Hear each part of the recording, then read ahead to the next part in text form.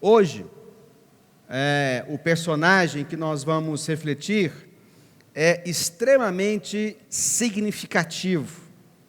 É uma história intrigante, extraordinária, quando nós, então, conhecemos a vida do rei Davi. O rei Davi é esse homem emblemático, da qual Deus escolheu com objetivo. Deus escolheu para que ele pudesse cumprir na sua vida um propósito, chegar ao seu destino, e fosse esse homem a quem o próprio Filho de Deus, o Messias, o ungido, o Cristo, Jesus, nascesse da sua linhagem.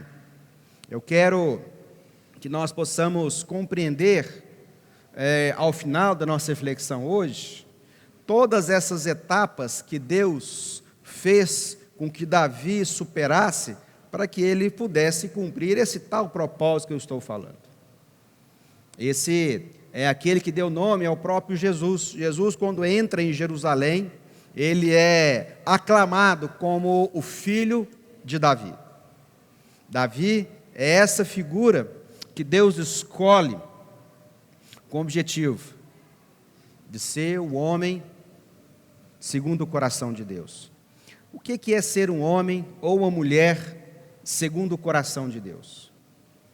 O que nós precisamos fazer, viver, praticar? Quais são as nossas atitudes em nossas vidas que nos leva a este lugar de sermos homens e mulheres segundo o coração de Deus? Como eu, você, como nós, homens e mulheres, cheios de virtudes, sim, mas cheios de limites, de fraquezas, de erros, de equívocos, de pecados, sermos chamados filhos e filhas segundo o coração de Deus. Por isso Davi se torna esse homem tão intrigante, mas ao mesmo tempo tão extraordinário. Homem que, escolhido por Deus, com falhas, com erros, mas que em todo o tempo entendeu o motivo e a razão pelo qual foi chamado por Deus. Para isso, nós vamos começar a partir do final. Por isso, queria te convidar que você abra a sua Bíblia, ou você acesse aí a sua Bíblia eletrônica a partir do seu smartphone, em Atos dos Apóstolos, capítulo 13, verso 22. Atos dos Apóstolos é o 5º livro do Novo Testamento. Se você seguir a sequência, você vai passar pelos Evangelhos, Mateus, Marcos, Lucas e João, e em seguida você vai chegar em Atos. E no capítulo 13, o próprio apóstolo Paulo faz a seguinte afirmação no verso 22. Depois de rejeitar a Saul, levantou-lhes Davi como rei, sobre quem testemunhou: encontrei Davi, filho de Jessé, homem segundo o meu coração, e ele fará tudo o que for da minha vontade. Para sermos um homem, para sermos uma mulher segundo o coração de Deus, nós temos que estar dispostos a fazermos a vontade de Deus.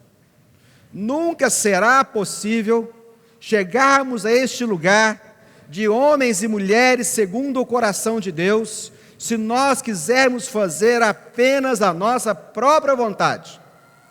Fazemos simplesmente aquilo que nos interessa. Fizer simplesmente aquilo que o nosso coração deseja e os nossos olhos cobiçam. Para experimentarmos a grandiosidade de Deus em nossas vidas, nós temos que estar dispostos a fazer a vontade de Deus e agradar ao coração de Deus. E Davi era esse homem que precisou passar por algumas etapas em sua vida para chegar até este lugar. Para falarmos sobre a sua história, nós vamos voltar lá no Antigo Testamento, no primeiro livro do profeta Samuel, no verso 13, é onde começa a história de Davi. E o texto, nos versos 13 e 14 do capítulo 13, do primeiro livro de Samuel, diz o seguinte: diz Samuel conversando com Saul, e daqui a pouco eu vou contar uma história, para que nós possamos entender todo este contexto histórico do povo de Deus àquela época. O texto diz assim: disse Samuel a Saul: você agiu como tolo, desobedecendo ao mandato do Senhor, que o seu Deus deu a você. Se tivesse obedecido, ele teria estabelecido para sempre o seu reinado sobre Israel, mas agora o seu reinado não permanecerá. O Senhor procurou um homem segundo o seu coração e o designou líder de seu povo, pois você não obedeceu ao mandamento do Senhor. Esse é o diálogo que o profeta Samuel tem com até então o rei Saul. E para isso eu quero contar uma história muito rápida, resumida. Há muito tempo atrás, Deus escolheu um homem para que a partir dele fosse formado um povo para Deus, o seu próprio povo. Deus chama a Abraão, e Deus diz a Abraão: Abraão, sai da sua terra, sai do meio da sua família, e vai para um lugar, para uma terra que eu te mostrar. E Abraão foi. De Abraão nasceu Isaque, de Isaque nasceu Jacó, de Jacó nasceram seus 12 filhos, mais a sua filha, e dentre eles José. José, vendido pelos seus irmãos a mercadores, que foi acabar no Egito, e lá se torna o segundo homem mais poderoso da nação mais poderosa do mundo. Ali, depois de uma grande fome, ele estabelece com a sua família, que ele buscou em Canaã, para ali estabelecer. Ali eles ficaram 420 anos, e depois disso, Deus levanta Moisés, para tirar o seu povo que havia sido escravizado pelo faraó egípcio. Deus levanta Moisés para que leve então o seu povo até a terra de Canaã, lugar da promessa, lugar que manava leite e mel. Moisés e o povo de Deus chega quase a atravessar a fronteira para Canaã, mas Moisés morre, e Deus continua a sua jornada com o seu povo, com Josué. Josué entra em Canaã. Josué era um dos generais comandantes de Davi, de Moisés. Chegando lá, ele conquista a terra, estabelece as 12 tribos naquele lugar, e começa o período chamado período dos Juízes. Você encontra aí na sua Bíblia um livro chamado Juízes, e eram esses juízes levantados por Deus que governavam o seu povo. É o tempo conhecido a teocracia, era um governo de Deus através de juízes. Em determinado momento, o povo de Israel, contrariado com Deus, contrariado com os juízes, pede a Deus um rei, como as outras nações à sua volta tinham. E Deus disse ao seu povo: isso não vai dar certo, isso vai dar ruim, porque se vocês tiverem um rei, esse rei vai tomar os seus filhos como escravos, vai tomar a sua colheita para si como impostos. Ele vai pegar os seus homens, seus jovens, transformarão em soldados, levará para a guerra, os seus filhos morrerão na guerra. Então isso não vai dar certo. Mas o povo insistiu, e ao insistir, então, Deus dá a eles um rei, Saul. Um homem também marcante, forte, respeitado. O texto bíblico diz que os homens mais altos de Israel batiam na altura do ombro de Saul. E Saul então começa a reinar, primeiro rei de Israel. Mas Saul desagrada a Deus. Saul não era um homem segundo o coração de Deus. Saul era um homem desequilibrado, rebelde, teimoso, maldoso.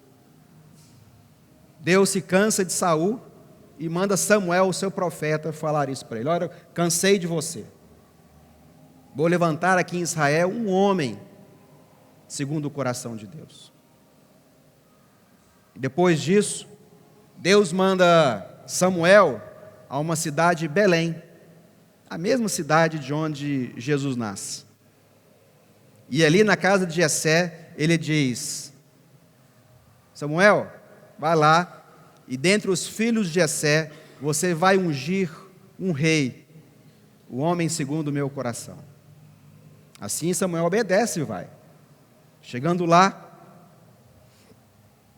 conversa com Jessé, o pai de Davi e dos seus irmãos, e Jessé traz o primeiro homem, primeiro filho, seu filho mais velho. E seu filho mais velho chamava Eliabe, soldado de Saul, forte, guerreiro, alto.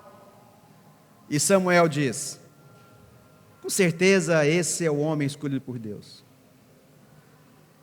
E Deus disse: não é. Eu não vejo como os homens veem. Eu não vejo a aparência. Eu vejo o coração. Não é esse. Esse é um dos nossos grandes problemas. Porque nós avaliamos as pessoas pela sua aparência, pela casca, pela fachada, pelo verniz que insistimos em passar para vendermos uma imagem. Deus não olha o nosso exterior. O nosso exterior é facilmente camuflado, disfarçado, dissimulado. Deus vê o coração.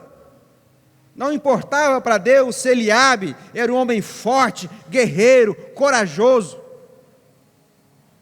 Nós não podemos avaliar, escolher, avalizar só por aparência, mas temos que ser como Deus, de conhecer as motivações, os pensamentos como Deus conhece. Deus conhece as nossas motivações, Deus conhece os seus pensamentos, Deus conhece o seu coração. Por isso Deus está a buscar um homem e uma mulher segundo o coração de Deus, que agrada, que quer agradar, que quer fazer a vontade de Deus. Então o profeta Samuel diz no capítulo 16, não é esse. E Jessé mandou vir o segundo filho, e Jessé mandou vir o terceiro filho, todos homens, soldados, adultos, fortes, altos, e nenhum deles era. E Samuel disse: não é nenhum deles. Você tem mais filho? Tem. Aí veio o quarto filho, o quinto filho, o sexto filho e o sétimo filho. E Samuel disse: não é nenhum deles. O senhor não tem mais um filho? Não, só esse sete. Mas certeza, Deus falou que era para eu vir aqui, ungir o rei do seu filho, mas ele não confirmou nenhum deles. Tem um Davizinho. Tem um Davizinho, está lá no campo, está lá. Ele é pastor de ovelhas. Davi era esse filho improvável. É esse filho que nem o seu próprio pai apostava nele as suas fichas. Era um filho que nem o seu pai colocava nele a sua confiança, ao ponto de nenhum momento levar em consideração a possibilidade, a hipótese, que o homem escolhido por Deus seria Davizinho, o seu oitavo filho. Um filho que não era nem contado. Essa é a etapa de Davi. Essa era uma etapa que Davi precisaria cumprir em sua vida. Um filho improvável, assim como muitos de nós, filhos improváveis, filhos que não recebemos o crédito, filhos que não fomos acreditados, filhos que fomos largados no campo, apacentando ovelhas, quase insignificante, não levado em conta, mas era necessário que Davi fosse pastor de ovelhas para cumprir o seu próximo passo, o seu próximo recomeço.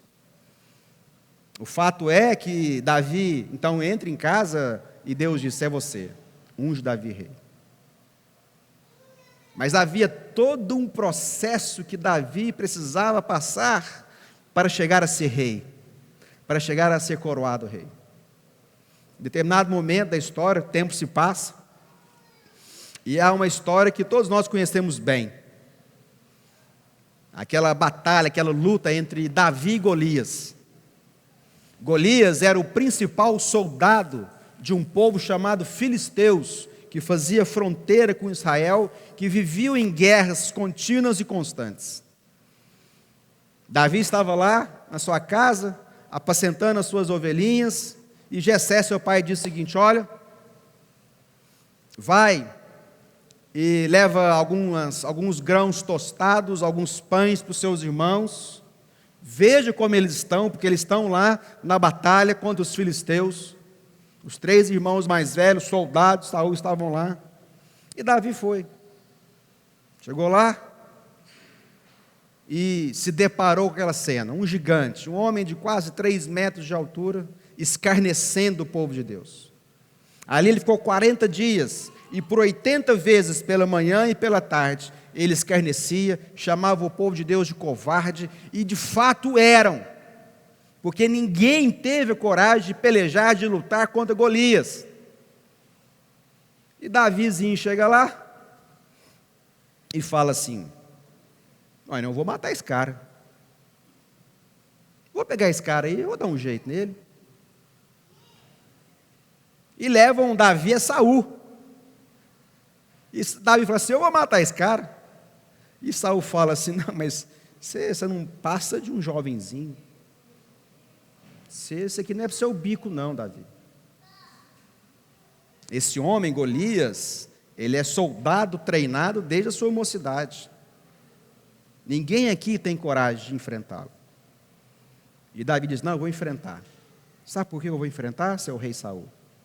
É porque lá quando as minhas ovelhas, quando vem um leão, quando vem um urso, eu defendo minhas ovelhas. E quando eles arrebatam uma das minhas ovelhas, eu vou lá e mato o leão e mato o urso. Era necessário que Davi fosse pastor de ovelhas. Todos sabemos a história. Davi pega a sua funda, põe uma pedra, olha aquela testa daquele tamanho, um homem de 3 metros, vai ter uma testa de 50 centímetros. Uma pedrada, cai tonto. Davi vem, sobe em cima daquele homem, pega a sua própria espada e mata Golias. Davi se torna um herói. Saul dá a sua filha para casar com ele. Davi se torna genro de Saul. E Saul coloca com um altíssimo cargo no exército, comandante das suas tropas. E Davi começa então a ir para as batalhas, e conquistar terras, e derrotar os inimigos.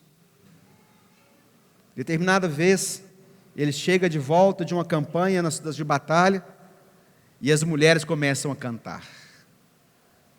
Saul matou milhares, e continuavam cantando. E mais, Davi matou dezenas de pessoas. Dezenas de milhares de pessoas.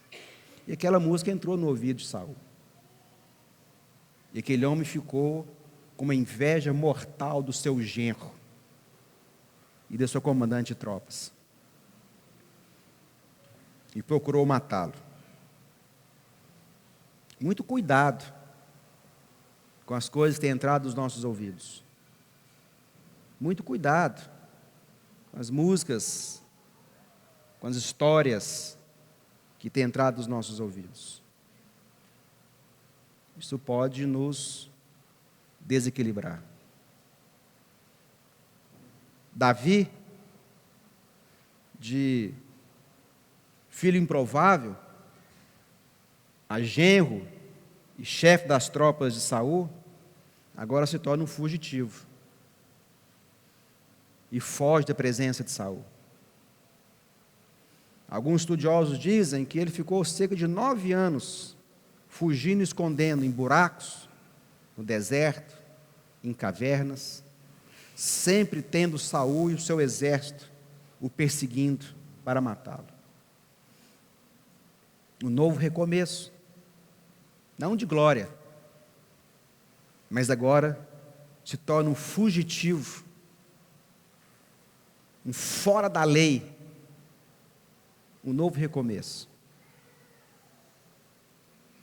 O homem, filho improvável, genro do rei, a fugitivo. Às vezes muitos de nós somos assim, estamos constantemente em fuga, Sempre estamos fugindo de alguma coisa. Sempre fugimos de algo. E tem muitos de nós fugindo, tentando fugir de Deus até hoje. Fugimos de Deus de todas as coisas. Fugimos de vocação, fugimos de chamado, fugimos da igreja e vamos fugindo. Vamos fugindo. Parece que a nossa vida é só fugir, é só fuga. Mas acontece que Saul morre.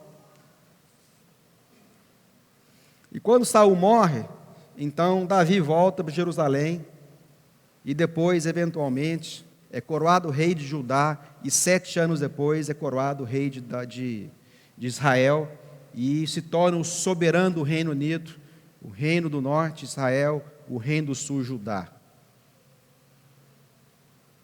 E Davi se torna um grande rei, respeitado, temido, valente, conquistador. Os territórios de Israel alcançaram o seu maior tamanho sob o domínio do reinado de Davi. Um grande homem, extraordinário, de muitas vitórias, de muitas batalhas, de muitas guerras vencidas. Aquele que era o filho improvável, o genro do rei, o fugitivo, rei, guerreiro, valente de todo o reino unido de Israel e Judá. O tempo foi passando e ele ficou um cara preguiçoso, indolente, e achava que agora, com as suas conquistas, ele poderia todas as coisas. E ele começou a mandar a ponto de desagradar o coração de Deus. 2 Samuel capítulo 11, verso 1 fala assim: na primavera, época que os reis saíam para a guerra, Deus enviou à batalha Joabe com seus oficiais e todo o seu exército de Israel. E eles derrotaram os amonitas e cercaram a Rabá, mas Davi permaneceu em Jerusalém. Davi não ia mais para as guerras. Davi queria apenas usufruir do seu reino. Se torna um rei que mandava, mas ao mesmo tempo um rei fraco.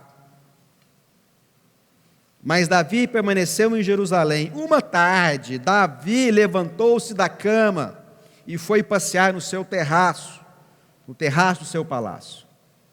O rei devia estar em guerra, estava em casa, dormindo à tarde, no ócio, mente vazia, e de repente, do terraço, viu uma mulher bonita tomando banho e mandou procurar saber quem era. Disseram: é Batseba, filha de Eliã e mulher de Urias, o hitita. Davi mandou que a trouxesse e se deitou com ela, e que havia acabado de purificar da impureza sua menstruação. Depois voltou para casa, a mulher engravidou e mandou um recado a Davi. Amados, Deus tem uma forma muito interessante de expor o nosso pecado quando nós o cometemos. A nossa tendência sempre vai ser esconder, a nossa tendência nunca vai ser quebrantar-nos, arrepender-nos e confessarmos. Sempre vai ser esconder. E a forma interessante de Deus é trazer à luz a consequência do nosso pecado, é trazer à luz a vergonha do nosso pecado. E aquela mulher fica grávida. E Davi agora está num momento muito difícil da sua vida. Como resolver isso? Ele tem uma boa ideia. Mandou chamar Urias do campo de batalha, esposo da Betseba, deu um vale night para ele, um voucher, para ele comer e beber. Quem sabe ele não se deita com a esposa dele e acha que o filho é dele. Assim ele o fez. Mas Urias era um homem justo, correto, íntegro, e não entrou aquela noite para ficar com a sua esposa. No outro dia, Davi insistiu, deu mais um voucher, mais gordinho para ele, mais bebida, mais comida, churrasco, restaurante, caixas de vinhos. E de novo, ele não entrou na casa e não se deitou com a sua esposa. Davi foi perguntar para ele: mas Urias, por que não? Como poderia eu, meu senhor? Os meus soldados em guerra, dormir no chão, ao relento, ao ar livre, eu nunca poderia entrar dentro da minha casa, deitar com a minha esposa, uma vez que meus soldados estão lá. Então, Davi teve outra ideia. Mandou Urias de volta ao campo de batalha, levando a sua própria sentença escrita num bilhete ao seu grande comandante Joabe. Joabe, coloque Urias no fronte de batalha para que ele seja morto. Essa foi a forma que ele tentou de esconder o seu pecado. E essa é a forma que muitos de nós temos tentado fazer para esconder o nosso pecado, os nossos erros. Mas Deus é um cara extraordinário e nos confronta diante das nossas ações. No capítulo 12, ele manda Natã, o profeta, a conversar com Davi. E Natã traz a ele uma parábola, uma historieta. E diz o seguinte, capítulo 12, 2 Samuel, verso 1 em diante. E o Senhor enviou a Davi o profeta Natã. Ao chegar, ele disse a Davi: 2 homens viviam numa cidade.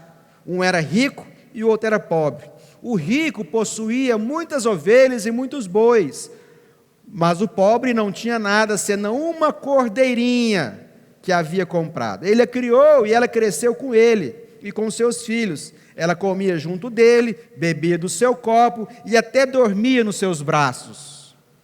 Era como uma filha para ele. Certo dia, um viajante chegou à casa do rico e este não quis pegar uma das suas próprias ovelhas ou dos seus bois para preparar-lhe uma refeição. Em vez disso, preparou para o visitante a cordeira que pertencia ao pobre. Então Davi encheu-se de ira contra o homem e disse a Natã: juro pelo nome do Senhor que o homem que fez isso merece morrer. Em algumas versões diz: ele é digno de morte.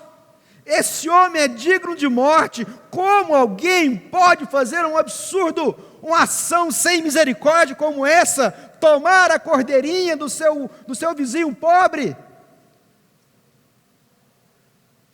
E Natã diz: esse homem é você. E Natã nos diz hoje: esse homem somos nós. Esse homem sou eu e esse homem é você. Davi tinha senso de justiça. Davi tinha consciência de equidade. Davi tinha consciência da moral. E ele de imediato já disse a sentença: não, quem comete isso tem que morrer. Davi podia ser o juiz dessa causa. Ele podia ser aquele que traria a sentença sobre aquele homem malicioso, maldoso, que usurpou a cordeirinha do outro. Mas Davi comete o erro que nós cometemos, porque nós somos ótimos comentaristas da moral alheia. Nós não temos dificuldade de apontar o erro, o pecado do outro, mas nós mesmos não nos enxergamos. Nós mesmos não percebemos que nós somos esse homem, pecadores, que insistimos em tomar a mulher do outro, que insistimos a pegar o que é nosso, a dormir com Betsebas, a dormir com Davis, a cobiçar o que não é meu, a cobiçar o que não é nosso e tomarmos à força aquilo que não nos pertence. Aquele menino, um filho improvável, o genro do rei, o fugitivo, o rei guerreiro, se torna agora o pecador digno de morte. Assim somos nós.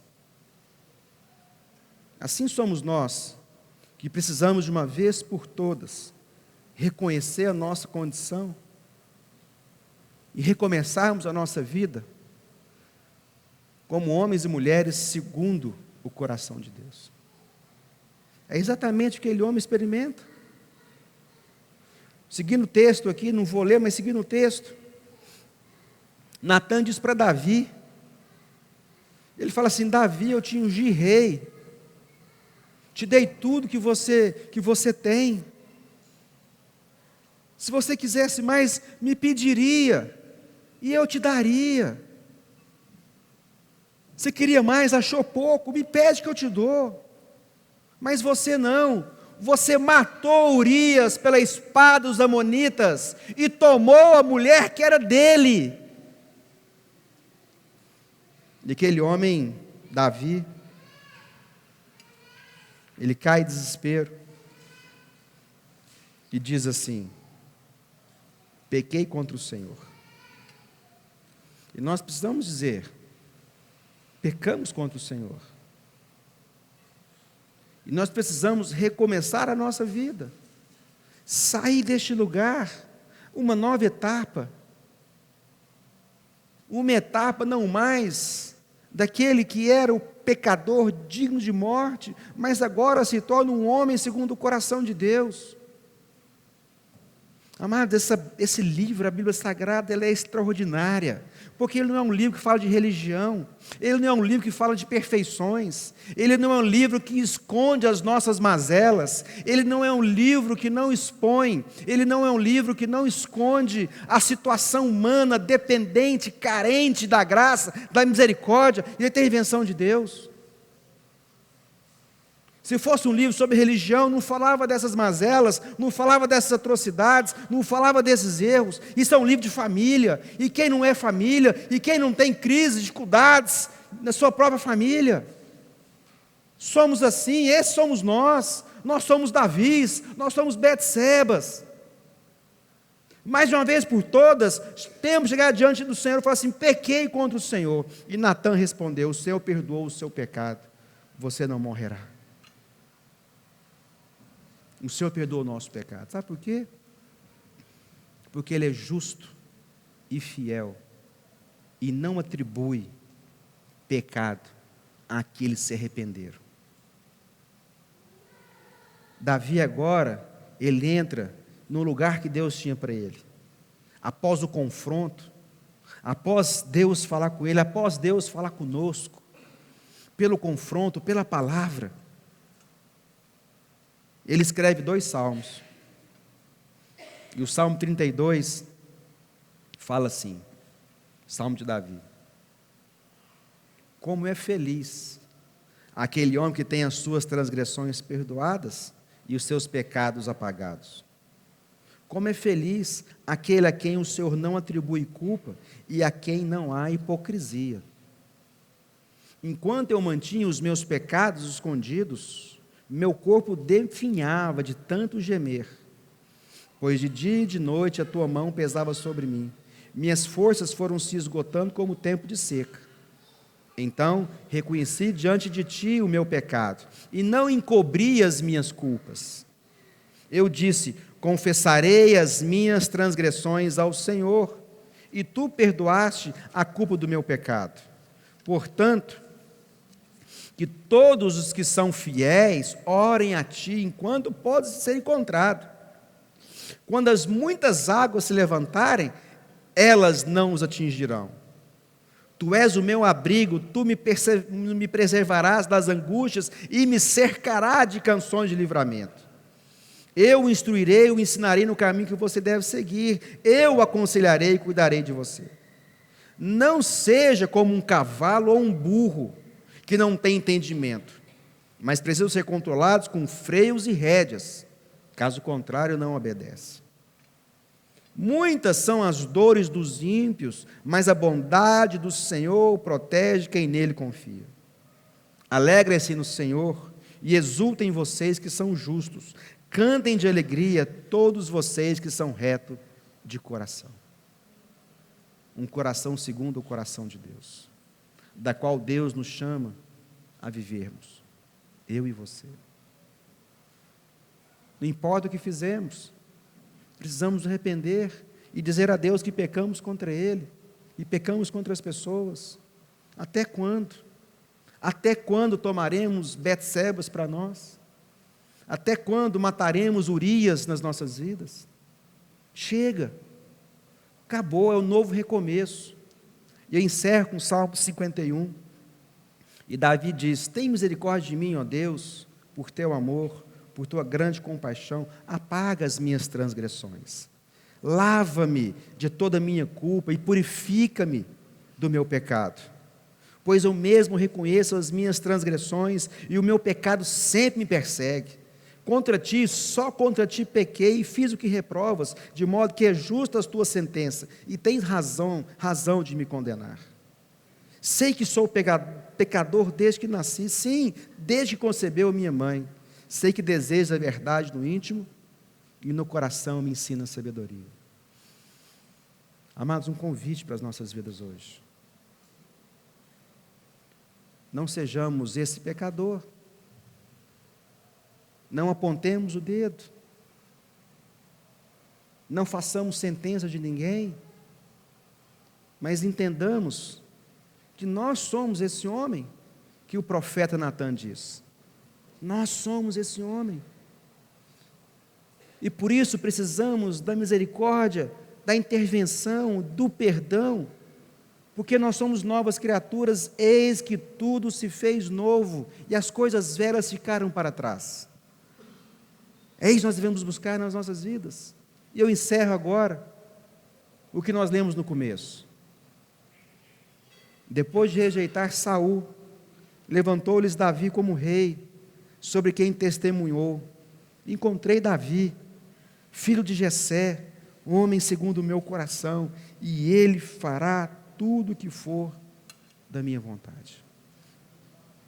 O convite para as nossas vidas hoje, amados, é um recomeço, numa atitude e numa decisão de fazermos sempre a vontade de Deus, segundo aquilo que agrada ao nosso Pai.